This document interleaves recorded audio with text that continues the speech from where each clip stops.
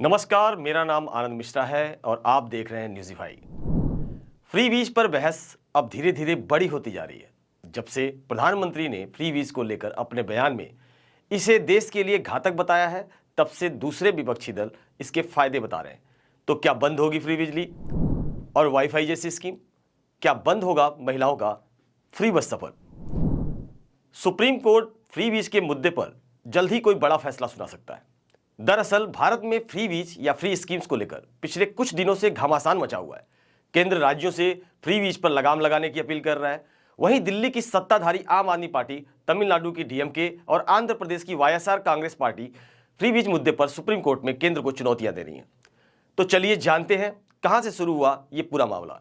जनवरी 2022 BJP के नेता अश्विनी उपाध्याय पहुंचते हैं फ्री वीज के खिलाफ एक जनहित याचिका लेकर सुप्रीम कोर्ट में। अपनी याचिका में उपाध्याय बोलते हैं कि चुनाव के दौरान राजनीतिक पार्टियों के वोटरों से फ्री वीज या मुफ्त उपहार के वादों पर रोक लगाई जाए और अगर वो पार्टियां ऐसा करना बंद नहीं करती तो उनकी मान्यता रद्द करनी चाहिए। केंद्र सरकार ने भी अश्विनी उपाध्याय की हाँ में हाँ मिलाते हुए सुप्रीम कोर्ट से फ्री वीज की परिभाषा तय करने की अपील की। उसने कहा कि अगर ये फ्री वीज का बंटना जारी रहा तो ये देश को आर्थिक आपदा की ओर ले जाएगा। नेताओं ने अब तक इस मसले पर क्या टीका टिप्पणी की वो भी जान लेते हैं। 16 जुलाई 2022 को उत्तर प्रदेश में बुंदेलखंड एक्सप्रेसवे के उद्घाटन के बाद प्रधानमंत्री नरेंद्र मोदी ने फ्री वीज पर निशाना साधा। मोदी ने कहा, रेवड़ी कल्चर देश के विकास के लिए बहुत ही खतरनाक है। हमें मिलकर इस सोच को हराना होगा और इस कल्चर को राजनीति से हटाना होगा। पीएम मोदी के रेवड़ी कल्चर वाले बयान के कुछ देर बाद 16 जुलाई को ही दिल्ली के मुख्यमंत्री अरविंद केजरीवाल ने कहा, बच्चों को मुफ्त शिक्षा और लोगों को फ्री में इलाज देना मुफ्त रेवड़ी बांटना नहीं है। हम एक विकसित देश हैं और गौरवशाली भारत की नींव रख रहे हैं। फ्री वीज मामले को लेकर सुप्रीम कोर्ट पहुंची वाईएसआर कांग्रेस ने कहा, चुनावों से पहले वेलफेयर स्कीम का वादा करने वाली पार्टियों को दंडित करें, लेकिन चुनी हुई सरकारों की जिम्मेदारी है कि वे हेल्थ, एजुकेशन और जॉब उपलब्ध कराएं। इसलिए हर चीज को फ्री वीज मानना गलत है। डीएमके के फाइनेंस मिनिस्टर ने इंडिया टुडे की एक डिबेट में फ्री वीज को लेकर केंद्र सरकार को घेरते हुए कहा कि या तो आप जो कह रहे हैं उसे कहने के लिए आपके पास संवैधानिक आधार होना चाहिए जिसे फिर हम सभी सुने, या फिर आपके पास स्पेशल एक्सपर्टीज होनी चाहिए। आपके पास अर्थशास्त्र में डबल पीएचडी होना चाहिए, या आपके पास नोबेल पुरस्कार होना चाहिए, या कुछ ऐसा जो हमें बताएं कि आप हमसे बेहतर जानते हैं, या फिर आपके पास एक बढ़िया परफॉर्मेंस ट्रैक रिकॉर्ड हो कि आपने अर्थव्यवस्था को बढ़ा दिया है, या आपने कर्ज कम किया है, प्रति व्यक्ति आय में वृद्धि की है, या नौकरियां पैदा की हैं। जब इनमें से कुछ भी सत्य नहीं है तो हमें क्यों किसी की बात सुने। तो चलिए यह भी जान लेते हैं कि सुप्रीम कोर्ट में अब तक की सुनवाई में क्या क्या हुआ। फ्री वीज मामले की सुनवाई chief justice of India NV Ramana की अगुवाई वाली जस्टिस जेके माहेश्वरी और जस्टिस हेमा कोहली की 3 सदस्यीय बेंच कर रही है। 3 अगस्त 2022 सुप्रीम कोर्ट ने कहा कि फ्री वीज मुद्दे पर फैसले के लिए एक समिति गठित की जानी चाहिए। इसमें केंद्र, राज्य सरकारें, नीति आयोग, फाइनेंस कमीशन, चुनाव आयोग, आरबीआई, सीएजी और राजनीतिक पार्टियां शामिल हो। 11 अगस्त 2022 सुप्रीम कोर्ट ने कहा, गरीबों का पेट भरने की जरूरत है, लेकिन लोगों की भलाई के कामों को संतुलित रखने की जरूरत है, क्योंकि फ्री वीज की वजह से इकोनॉमी पैसे गंवा रही है। हम इस बात से सहमत है कि फ्री वीज और वेलफेयर के बीच अंतर है। 17 अगस्त 2022 कोर्ट ने कहा, कुछ लोगों का कहना है कि राजनीतिक पार्टियों को वोटर्स से वादा करने से नहीं रोका जा सकता है। अब यह तय करना होगा कि फ्री वीज क्या है। क्या सबके लिए हेल्थ केयर, पीने के पानी की सुविधा, मनरेगा जैसी योजनाएं जो जीवन को बेहतर बनाती हैं, क्या उन्हें फ्री वीज माना जा सकता है? कोर्ट ने इस मामले के सभी पक्षों से अपनी राय देने को कहा।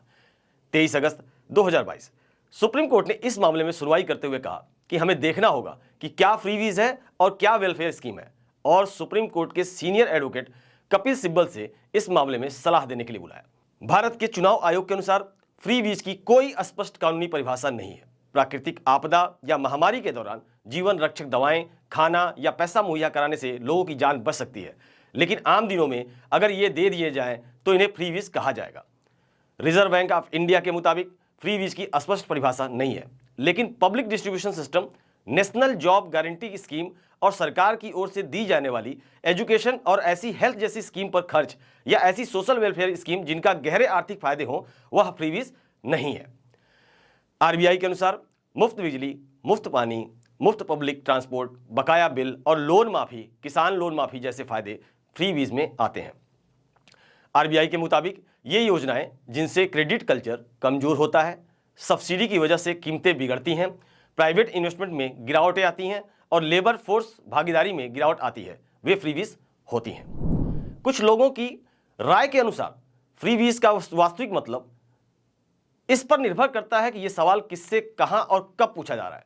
दरअसल जिसे कभी फ्रीबीज कहा गया वही कुछ साल बाद राष्ट्रीय योजना की प्रेरणा बन गया। उदाहरण के लिए 60 के दशक में तमिलनाडु में के कामराज ने स्कूली बच्चों के लिए मुफ्त खाने की योजना शुरू की थी। 1982 में एमजी रामचंद्रन ने इसे आगे बढ़ाया। शुरुआत में फ्रीबीज कहकर इसकी आलोचना हुई थी। बाद में ऐसी योजना मिड डे मील नाम से राष्ट्रीय योजना बनी। आंध्र प्रदेश के सीएम एनटी रामाराव की 2 रुपए किलो में चावल योजना के बाद ही नेशनल फूड सिक्योरिटी प्रोग्राम नाम से राष्ट्रीय योजना लॉन्च हुई। तमिलनाडु में लॉन्च हुई मुफ्त दवा स्कीम बाद में नेशनल हेल्थ स्कीम के लिए प्रेरणा बनी। अब आइए भारत में 70 साल का फ्रीबीज का इतिहास भी जान लेते हैं। मद्रास स्टेट के सीएम के कामराज ने 1954 से 1963 के दौरान मुफ्त शिक्षा और स्कूली छात्रों के लिए मुफ्त भोजन जैसी स्कीम शुरू की। 1967 में डीएमके फाउंडर सीएन अन्नादुरई ने तमिलनाडु चुनाव में 1 रुपए में 4.5 किलो चावल देने का वादा किया था।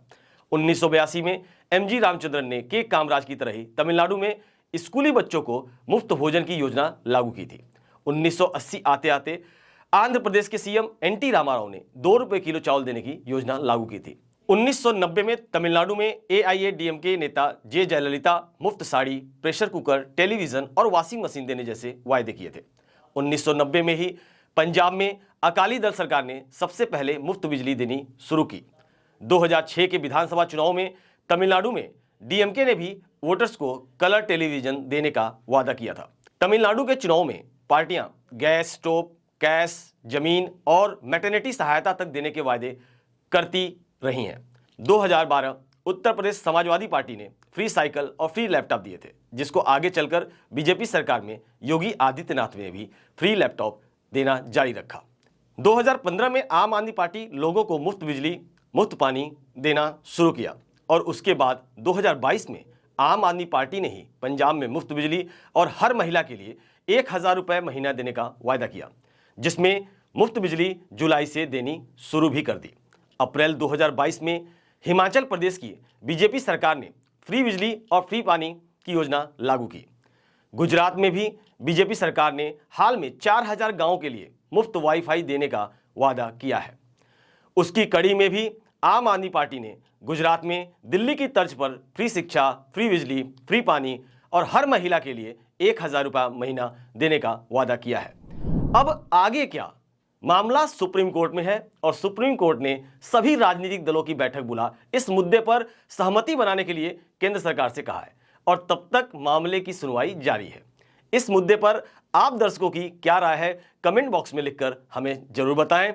दोस्तों, आपके लिए ये स्टोरी लिखी थी हमारे साथी मोहित ने। अगर आप ये वीडियो YouTube पर देख रहे हैं तो हमारे चैनल को सब्सक्राइब करना ना भूलें और अगर आप ये वीडियो Facebook पर देख रहे हैं तो हमारे पेज को लाइक करना ना भूलें, जिससे जब भी हम कोई नई वीडियो लेकर आएँ तो आपको पता चल जाया करे। आज के लिए इतना ही, कल फिर मिलते हैं किसी नए किस्से के साथ। तब तक के लिए नमस्कार।